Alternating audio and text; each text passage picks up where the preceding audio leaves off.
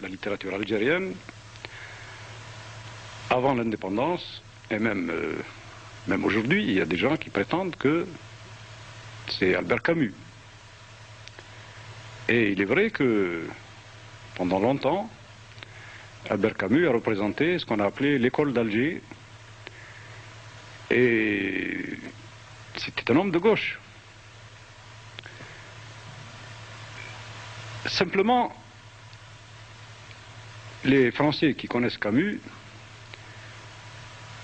peut-être le connaîtraient mieux, le comprendraient mieux, s'ils le comparaient à un autre écrivain qui s'est trouvé dans la même situation, un écrivain américain, un grand écrivain, un autre prix Nobel comme Camus, c'est William Faulkner.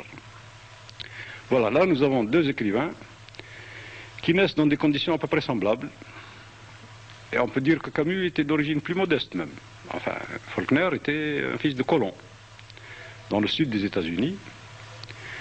Il était dans la même position à peu près, dans la même situation fausse, c'est-à-dire il vivait parmi les Algériens, Faulkner vivait parmi les Noirs du sud des États-Unis.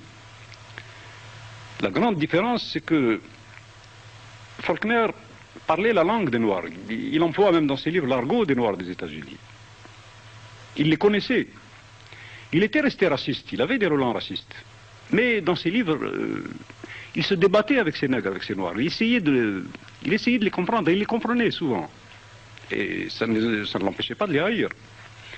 Par contre, chez Camus, d'un côté, il était pour nous, pas pour l'indépendance, mais enfin, pour les indigènes, pour être moins brutal, moins raciste.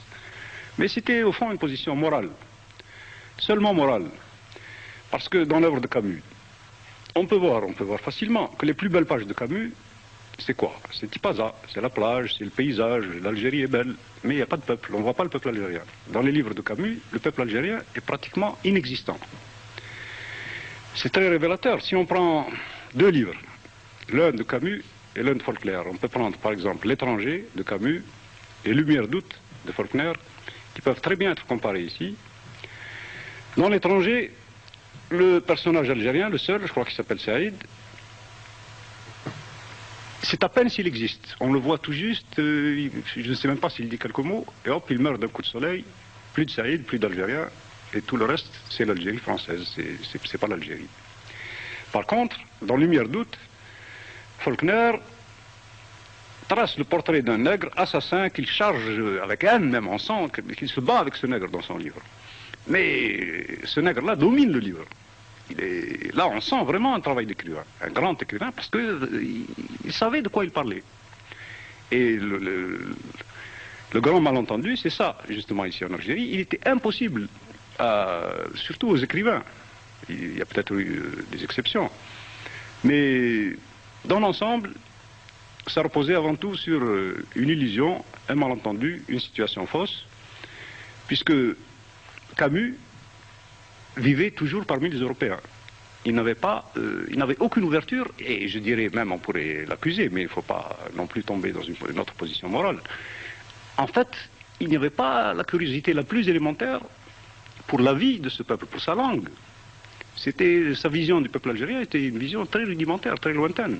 Et par là même, ça a infirmé son œuvre. Et on l'a vu d'ailleurs très curieusement pendant la guerre d'Algérie.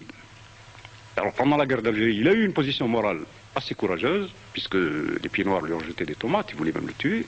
Bon, c'est vrai. Mais de notre côté, à un moment donné, lorsqu'il a eu le prix Nobel, il a eu une parole révélatrice. Et à un moment donné, juste après la remise du prix, il y a eu une conférence, il y avait des journalistes. On lui a posé la question, parce que sa mère était encore ici. Sa mère était encore en Algérie pendant la guerre. Et il en est arrivé à dire, moi, si je dois choisir entre l'Algérie et ma mère, je choisis ma mère.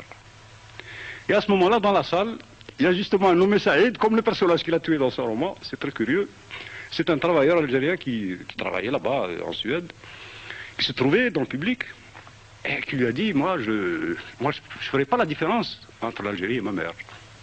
C'est-à-dire, quand on se sent algérien, on ne viendrait pas à l'idée, il ne pourrait pas venir à l'idée d'un Algérien de dissocier sa mère de l'Algérie. Voilà le drame, il est là. C'est pourquoi, bon, il faut quand même que les Français comprennent une fois pour toutes que la littérature algérienne, c'est pas Camus, et l'Algérie n'est pas française. Et la littérature est un bon moyen de comprendre.